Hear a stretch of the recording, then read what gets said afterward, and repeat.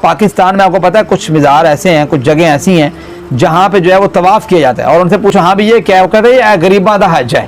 ٹھیک ہے, تو مطلب آپ دیکھیں اس حد تک شرک جو ہے وہ سرایت کر گیا ہے امت میں کہ ان کو بھی اتنی نہیں بات کا پتا کہ بھئی یہ جو ہم کام کر رہے ہیں یہ کتنا بڑا کام ہے, کہ گویا اللہ کے گھر کے برابر پیرالل پہ لا کے کسی اور کے گھر کو کھڑا کر دینا, اور کسی اور کی قبر پہ کھڑا کر دینا, اور کسی اور کے بنائے ہوئے مزار اور کسی اور کے بنائے ہوئے ایک جو ہے نا وہ چیز پہ.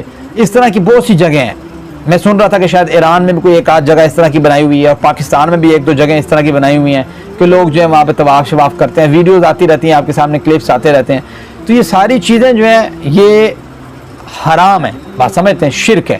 کہ بھئی آپ نے بیت اللہ کے گرد طواف کرتے ہیں تو نبی کریم صلی اللہ علیہ وسلم نے کسی اور کے گھر کے گرد طواف نہیں کیا, نہ قبر کے گرد طواف کیا, نہ کسی اور جگہ پہ کیا. ہاں نماز پڑھی ہے اگر مسجد حرام میں, اور جگہوں پہ بھی پڑھی ہے, اور کہا کہ اللہ نے میری امت کے رسانے یہ پیدا کیا کہ پوری زمین جو ہے وہ سجدہ گاہ بنا دی ہے.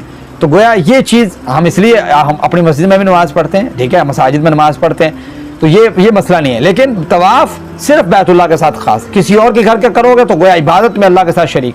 اور جو شریک ٹھہرائے انہ من یشرک باللہ, جو اللہ کے ساتھ شریک ٹھہرائے تو اس نے بہت بڑا اللہ تعالیٰ کے ساتھ ظلم کیا ہے. اور قرآن کریم میں ہے نا کہ اللہ تعالیٰ ہر چیز معاف کرے گا, شرک معاف نہیں کرے گا.